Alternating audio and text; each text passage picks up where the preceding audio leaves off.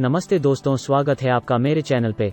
इस वीडियो में मैं आपके लिए लाया हूँ 4 धामों में से एक केदारनाथ मंदिर का इतिहास। तो चलिए शुरू करते हैं। हिंदू समुदाय में भगवान शिव का बहुत महत्व है, जिस वजह से भगवान शिव को अलग अलग रूपों में भारत के अलग अलग स्थानों में पूजा जाता है, जिनमें से एक केदारनाथ भी है, जहां से जुड़ी आस्था के अनुसार केदारनाथ जाने वाले व्यक्ति की हर मनोकामना तो पूरी होती ही है, साथ ही केदारनाथ जाने वाले के जीवन भर के पाप भी धुल जाते हैं। लेकिन केदारनाथ का हिंदू समुदाय में इतना महत्व क्यों है, चलिए आपको इसके बारे में बताते हैं। केदारनाथ मंदिर भगवान शिव को समर्पित हिंदू मंदिर है। भगवान शिव ज्योतिर्लिंग के रूप में प्रकट हुए थे। यह प्राचीन और पवित्र मंदिर रुद्र हिमालय की श्रृंखलाओं पर बना हुआ है। मंदिर के पवित्र स्थल की आंतरिक दीवारें पौराणिक कथा और बहुत से देवी देवताओं की चित्रकला से विभूषित है। प्रतिष्ठित मंदिर की उत्पत्ति के प्रमाण हमें महान महाकाव्य महाभारत में दिखाई देते हैं। यह मंदिर भारत के उत्तराखंड में केदारनाथ की मंदाकिनी नदी के पास वाली घरवाल हिमालय पर्वत श्रृंखलाओं पर बना हुआ है।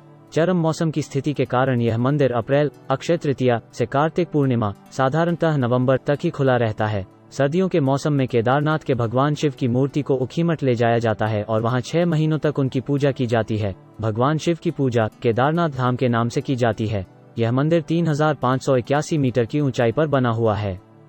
सीधे रास्ते से आप इस मंदिर में नहीं जा सकते और गौरीकुंड से मंदिर तक जाने के लिए आपको 21 किलोमीटर की पहाड़ी यात्रा करनी पड़ती है। मंदिर तक जाने के लिए गौरीकुंड में टट्टू और मेनन की सेवाएं भी प्रदान की जाती है।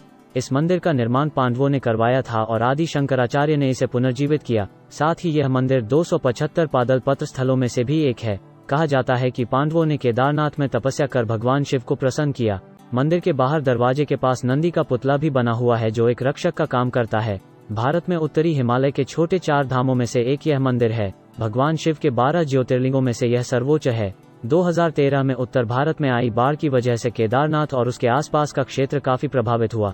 केदारनाथ और उसके आसपास के क्षेत्रों को इस बाढ़ से काफी क्षति पहुंची, लेकिन मंदिर के आंतरिक भाग को इससे ज्यादा क्षति नहीं पहुंची। केदारनाथ मंदिर के चारों तरफ फैले विशालकाय पहाड़ बाढ़ से मंदिर की रक्षा करते हैं, लेकिन वर्तमान में यहाँ की परिस्थिति सुधर चुकी है और अब आम लोगों का लिए केदारनाथ के द्वार खुल चुके हैं। केदारनाथ धाम से जुड़ी पौराणिक कथा। केदारनाथ से जुड़ी मान्यताओं के अनुसार रुद्रप्रयाग जिले के इस स्थान पर भगवान विष्णु के रूप नर और नारायण ने तपस्या की थी, जिनकी तपस्या से खुश होकर भगवान शिव ने उन्हें इसी स्थान पर विराजमान होने का वरदान दिया था और यही नर नारायण द्वापर युग में अर्जुन और कृष्ण के रूप में अवतरित हुए थे।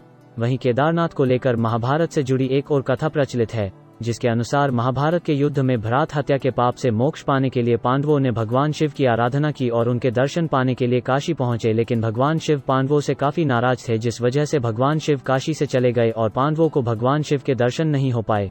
लेकिन पांडव भगवान शिव की तलाश में रुद्रप्रयाग के केदार नामक भरिंग पर आ पहुंचे, लेकिन भगवान शिव ने पांडवों से छिपने के लिए एक बैल का रूप धारण कर लिया और बाकी बैलों में जा मिले। पांडवों को इस बात का अंदेशा हो चुका था, जिस वजह से भीम ने विशाल रूप धारण कर अपना पैर 2 पर्वतों के बीच रख दिया। बाकी बैल भीष्म के पैर के नीचे से चली गई, लेकिन एक बैल ने पैर के नीचे से जानने से इनकार कर दिया। इस दौरान पांडवों के निष्ठा से खुश होकर भगवान शिव का क्रोध भी शांत हो चुका था, इसलिए उन्होंने पांडवों को दर्शन दिए। क्योंकि यहाँ पर भगवान शिव ने बैल रूप धारण किया था, यही कारण है कि आज भी भगवान शिव की बैल की पीठ के रूप में पूजा होती है। इससे पहले कि मैं वीडियो खत्म कर दूं, मैं आपको केदारनाथ से जुड़ी अहम कुछ बातें बताना चाहता हूँ। उत्तराखंड में स्थित तीर्थस्थल केदारनाथ भगवान शिव के 12 ज्योतिर्लिंग में से एक है, साथ ही उत्तराखंड के 4 धामों में से एक है। उत्तराखंड में भगवान बद्रीनाथ के दर्शन बिना केदारनाथ के दर्शन के अधूरे माने जाते हैं, इसलिए बद्रीनाथ जाने वाले भक्त पहले केदारनाथ जाते हैं। केदारनाथ का नाम सतयुग के राजा केदार के नाम पर पड़ा है। केदारनाथ जाने के लिए केवल 2 ही रास्ते हैं, साथ ही यहाँ पर पैदल या फिर घोड़ों के जरिए ही जाया जा सकता है। केदारनाथ के कपाट भी साल में केवल अप्रैल से नवंबर 6 महीने ही खुलते हैं। केदारनाथ मंदिर की आयु के ऐतिहासिक प्रमाण नहीं है, लेकिन तथ्यों के अनुसार केदारनाथ यात्रा पिछले 1000 साल से चली आ रही है। माना जाता है कि केदारनाथ मंदिर का निर्माण आदि गुरु शंकराचार्य ने करवाया था। केदारनाथ को पंचकेदार में से भी एक माना जाता है। ऐसा इसलिए क्योंकि भगवान शिव ने जब बैल रूप धारण किया था तो उनका पीठ का भाग यहाँ पर प्रकट हुआ था, जबकि उनके धड़ के ऊपर का भाग काठमांडू में प्रकट हुआ था, जहाँ पर भगवान शिव पशुपतिनाथ के रूप में पूजे जाते हैं। केदारनाथ मंदिर के बारे में बस इतना ही। अगर आपको वीडियो पसंद आया हो तो कृपया इसी तरह के और भी वीडियो के लिए मेरे चैनल को सब्सक्राइब करें।